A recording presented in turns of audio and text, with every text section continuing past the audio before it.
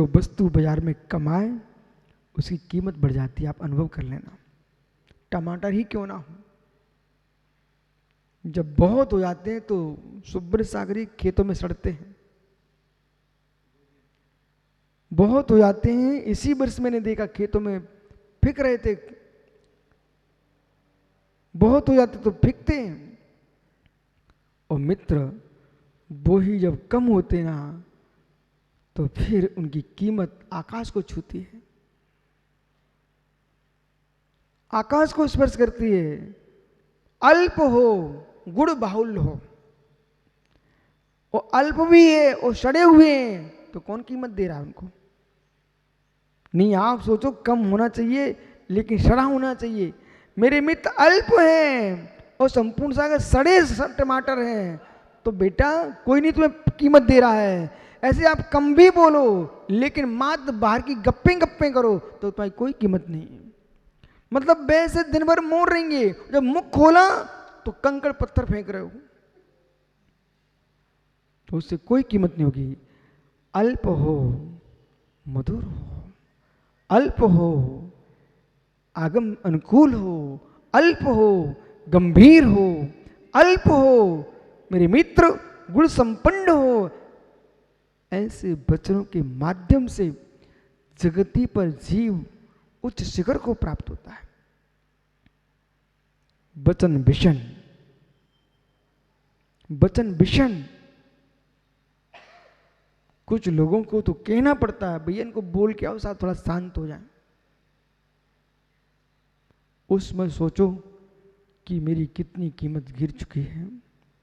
ओह, ऐसे वचनों को सुरक्षित रखिए, नहीं तो एक इंद्रिय से मिलो बेचारा बोल नहीं पाता है, वचन बल नहीं उसके पास। आवश्यकता नहीं है कि बोल के ही लोग प्रभावित होंगे। तीर्थंकर भगवान महावीर स्वामी एक दिन नहीं, 2 दिन नहीं, यानी 12 वर्ष तक अखंड मौन लिए, फिर भी उनका नाम मैं आज ले रहा हूं कि नहीं ले रहा। मुन्ना भैया जीवन में कभी भी साधु मार्ग पर चलने के भाव आए, मित्र सबसे पहले अभी से घर में अभ्यास शुरू कर देना कम से कम बोलने का।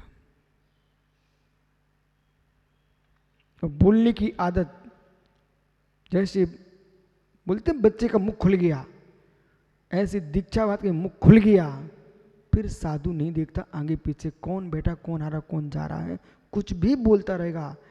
मित्र भगवान की मूर्तियां बोलती नहीं हैं इसलिए पूजती हैं। यदि भगवान की प्रतिमा बोलती होती मैं एक भी मूर्ति को नमस्कार नहीं करता। स्पष्ट कह रहा हूं, यदि भगवान की प्रतिमा मुस्कुराते दिख जाए, बोलते दिख जाए, आशीर्वाद देते दिख जाए, तो विशुद्ध सागर तो नमस्तु करने वाले नहीं है। मैं तो नहीं करूंगा नमस्कार। क्यों? बीतरागी मुस्कुराते नहीं है, बीतरागी हंसते नहीं है, बीतरागी बोलते नहीं है, बीतरागी मेरे मित्र श्राप नहीं देते, बीतरागी वरदान भी नहीं देते हैं। बीतराग तो चित ब्रह्म में लीन होते हैं, और बीतरागी प्रतिमा है इसलिए मैं नमस्कार करता हूं। यदि कहीं निर्गंत वेश को प्राप्त हो गए और यूं कहा कि यदि मेरी बात नहीं मानोगे मैं श्राप दे दूं तो भस्म हो जाओगे, मित्र बीतरागी मुनियों की भाषा नहीं है। जैन मुनि इस भाषा का प्रयोग 3 काल में नहीं कर सकते, साधु तो नहीं कर सकता। जैन साधु मित्र इस भाषा का प्रयोग 3 काल में नहीं कर सकता है कि मैं आपको भस्म कर दूंगा, मैं आपको श्राप दे दूंगा। जगत में एक ही तो ऐसी मुद्रा है जिसमें श्राप नहीं दिया जाता, जिसमें वरदान भी नहीं दिया जाता है, मात्र मंगल आशीष। आशीष, धर्म वृद्धि, कल्याण वस्तु, दर्शन विशुद्धि, पाप क्षयस्तु, इतनी मंगल आशीष है। दूधो पूतो फलो फूलो आयुष्मान भवा, ये आशीर्वाद भी जैन मुनि नहीं देते। संपत्ति संपन्न हो जाओ, ये आशीर्वाद भी जैन मुनि नहीं देते। इनके मात्र पास आशीर्वाद भी होता है, सधर्म वृद्धि रस्तु, आपके धर्म की वृद्धि हो, और धर्म की वृद्धि होगी तो शेष वृद्धि अपने आप हो जाएंगी। बालकों, बेटा की नहीं मुनिराज के पास जाकर के ये मत कहना स्वामी संपत्ति का आशीर्वाद दे दो, बेटा आशीर्वाद ये मांगना स्वामी धर्म वृद्धि का आशीर्वाद दे दो। बेटा जहां श्री जी की भक्ति होगी वहां श्री को आना ही पड़ेगा।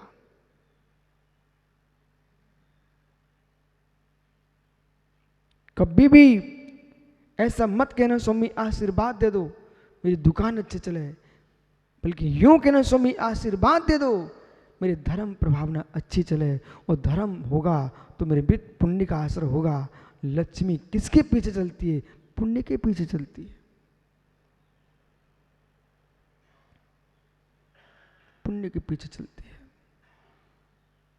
तीर्थंकर जैसा योगी सब कुछ छोड़ के चल देता है। ओहो, 12 वर्ष का भगवान महावीर ने मौन भी ले लिया, तभी पंडित जी लक्ष्मी ने कहा छोड़ा। 12 वर्ष का मौन ले लिया, 12 वर्ष का मौन, अखंड मौन का पालन किया, और जब समुद्र में पहुंच गए तब भी मौन था उनका, लेकिन श्री पीछे पड़ी हुई थी, श्री जी ऊपर अधर में थे। और ज्ञानी जब अंतरंग श्री बहिरंग श्री, बहिरंग श्री हाथ जोड़ लिए, अंतरंग श्री दिव्य धुनि में प्रकट हो गई। ओहो, अनंत चतुष्ट ये अनंत की अंतरंग श्री है। इसलिए आचार्य समंतवद्ध स्वामी ने श्रीमान को नमस्कार किया है, दरिद्रियों को नमस्कार नहीं किया, श्रीमान को नमस्कार किया है। ओहो, परंतु विजय भैया इस श्लोक का अर्थ का उल्टा अर्थ कैसे मायने लगा सकते हैं? राकेश पंडित और ऋषभ भाई बोले देखो भगवान महावीर स्वामी ने श्रीमान को नमस्कार किया कि नहीं, इसलिए मैं भी आहार लेने जाता हूँ श्रीमानों के यहाँ। बोले क्यों? बोले श्री को नमस्कार किया कि नहीं। अरे मित्र समझ, मित्र समझ, समझ उल्टा अर्थ मत कर डाले। नमः श्री वर्धमानाए, तो कौन से श्री? अंतंग श्री, अनंत ज्ञान, अनंत सुख, अनंत वीर्य, अनंत चतुष्टय संपन्न। तो मित्र अनंत ज्ञान, दर्शन, सुख, वीर जो अनंत चतुष्टय की श्री है, इस श्री से तो श्रीमान को नमस्कार है। बहिरंग में समोष में विराजे उन श्रीमान को नमस्कार है। नीक मालूम चला कि अबरल भाई दीक्षा लेकर कहता जब भगवान महावीर श्रीमान है तो हम भी श्रीमानों के साथ रहते हैं। हे मित्र, आपको बोध होना चाहिए, अंतंग श्री हासिल हो गई तो श्रीमान तो अपने आप तुम्हारे पास रहेंगे, लेकिन तुम श्रीमान श्रीमान को देखते रहोगे तो मेरे मित्र सामान लोग ही श्रीमान होते हैं। सामान लोग नहीं होंगे तो श्रीमान कहां से होंगे? बेश्रीमान चाहिए जिनके अंदर भक्ति की श्री है, बेश्रीमान चाहिए जिनके अंदर वात्सल्य की श्री है, बेश्रीमान चाहिए जिनके पास वैराग्य की श्री है, बेश्रीमान चाहिए जिनके प्रति मित्र तत्व निर्णय की श्री है।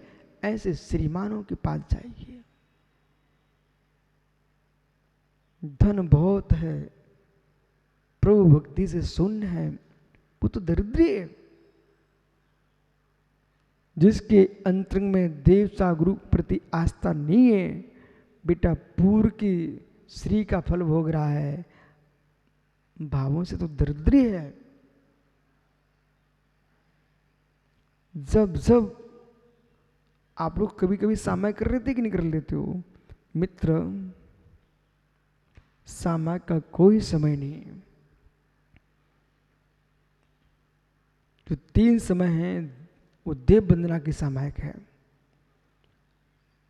आप जहां बैठो, जिस स्थिति में हो, ऋतु वहां बैठ के तुम सामायिक कर सकते हो।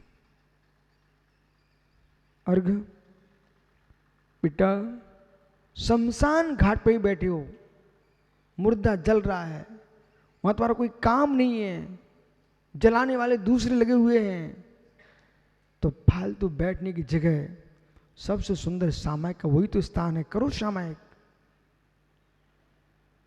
जो कभी बातें कर रहे थे आज उनकी बातें हो रही हैं, जो कभी दूसरे की संपत्ति को देख करके जलते थे आज उनकी चिता जल रही है, जो कभी दूसरे की संपत्ति को देख करके झुलसते थे आज उनका शरीर झुलस रहा है।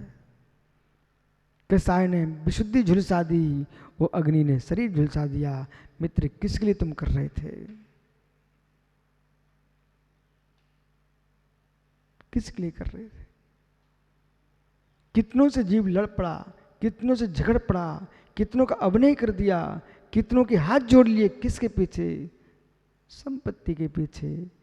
मित्र वो संपत्ति, भैया मुन्ना देखा, ओ हो, व्यक्ति की अर्थी निकल रही है, लोग मखाने फेंक रहे हैं, अर्थी निकल रही है, सिक्के फेंक रहे हैं, फेंक रहे, कैसे मार रहे, सिक्के फेंक रहे हैं, सिक्के फेंक रहे हैं। बोले भाई जो तूने कमाया था तेरी छाती पे मारे जा रहे, लेके जा एक हाथ इसमें से।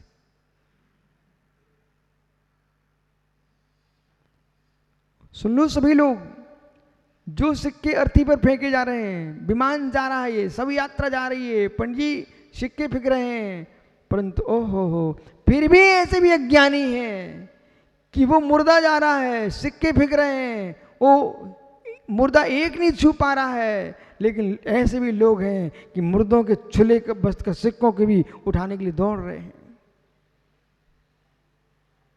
ऐसे भी लोग हैं पृथ्वी पर, उन्हें मालूम है जब आज किसी की मृत्यु हुई है, अब सिक्के फेंकेंगे, चलो अपन पहले से तैयार हो जाओ, उसी रोड पर घूमते मिलेंगे। ओहो मुर्दों के सिक्के उठा रहे हैं, मुर्दों के सिक्के उठा रहे हैं, मुर्दों के सिक्के उठा रहे हैं। तो कोई मरने वाले मुर्दे के सिक्के उठा रहा है, कोई मरने वाले मुर्दों के सिक्के उठा रहा है। ऐसे लोग पृथ्वी पर मिल जाएंगे जो इंतजारी में बैठे हुए पिताजी के ऊपर जाए, कभी पूरी संपत्ति पर राज्य करूं। हो पिताजी ऊपर जाए, राज्य करने को मुझे मिले। भैया आप लोग तो पहले से ही, भैया मुझे मारने का मत सोचो, तुम ये पकड़ो चाबी, हम अपने धर्म ध्यान में लगे हैं, मारने का मत सोचो, एक पंचेंद्रिय की हत्या का विचार मत करो। जितने समझदार पिता हों, जितने समझदार पिता हों, बेटों के चेहरे बिगड़ने से पहले उन्हें सौंप देना, बेटा पकड़ो हम अपना जीवन जी लेंगे। लेकिन आप ऐसा मत सोच बैठना कि बुढ़ऊ कब जाएंगे तब मुझे राज्य चले। बोले भैया तुम्हारा आज से ही राज्य है।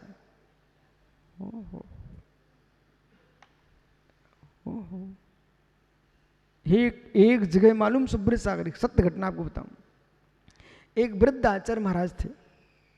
मुझे तो सुनकर के देख करके आश्चर्य, घोर आश्चर्य हुआ। वृद्ध आचार्य थे, उनकी शिष्य मंडली के शिष्य अलग अलग बैठे हुए थे।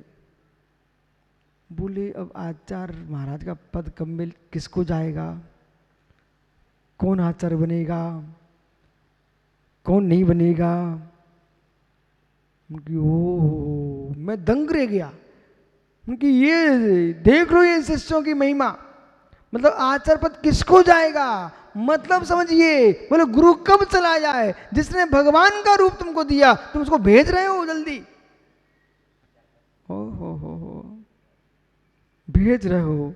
मित्र बल्कि यूं सोचना चाहिए, भगवान सा मेरा गुरु जितने समय जिएगा तब तो हमको गुरु के दर्शन तो मिलेंगे, उपदेश सुनने को मिलेगा, आशीर्वाद मिलेगा। ये नहीं सोच रहा है, वो यूं सोच रहा है इनका पद किसको मिलेगा।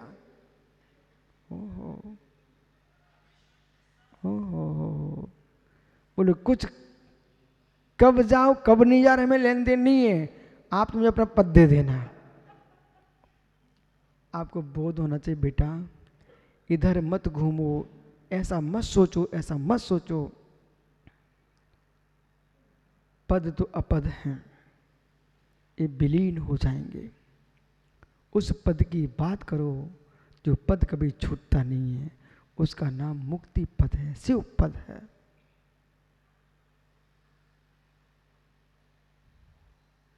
एक वे जीव हैं जिन्हें पद पर बैठना पड़ता है, एक वे जीव हैं जो पद पर बैठने के लिए ही जी रहे हैं। प्रमाद, ये विषय कहां डाल देना? प्रमाद। प्रमाद, वचन विषण प्रमाद, वचन विषण प्रमाद, वचन विषण प्रमाद। स्वयं के समय को इतना संभाल के निकाल ले चलो, इतना संभाल के निकाल ले चलो, इतना संभाल के निकाल ले चलो मेरे मित्र, कलयुग पूरा होने के पहले आपको सतयुग मिल जाए। संभव? भरत क्षेत्र में कलयुग पूरा होने के पहले ऋषभ पंडित आपको सतयुग मिल सकता है। आपकी भाषा में बोलूं, अहो ज्ञानी जैनियो, पंचम काल के विलीन होने के पहले आपको चतुर्थ काल मिल जाए। ये संभव है क्या? संभव है, आपको मिल जाए। मैं ये कहां कह रहा हूं कि यहां आ जाए, मतलब मेरी भाषा समझ में क्या बोल रहा हूं, पंचम काल के पूर्ण होने के पूर्व, पंचम काल के नाश होने के पूर्व आपको चतुर्थ काल की उपलब्धि हो जाए। मित्र, पंचम काल जो है भरत क्षेत्र में जब तक 18,500 वर्ष तक पूर्ण नहीं हो रहा है, तब तक मित्र तुम साधना करके विदेह क्षेत्र में जाकर के शिवानंद स्वामी के समूह में पहुंच जाओ, तुमको चतुर्थ काल मिल जाएगा। ऐसे भावना इस आनंद को लूटो ना। अभी यहां मैं भरत क्षेत्र में निर्गंत बीतरागी गुरुओं के दर्शन कर रहा हूं। ऐसे प्रणाम करो भैया विजय, इतने प्रणाम करो निर्मल, हे भगवान किसी नरक की भूमि की दुर्गंध को सूंघने न जाऊं, किसी त्रियंच में किसी किसान के खूंटे से ना बंधूं। मित्र, कोई दुष्कुल में मछली की टोकनी की सुगंध दुर्गंध ना सूंघना पड़े, मैं तीर्थंकर श्रीमंदिर स्वामी के समूह में जाकर के बैठूं।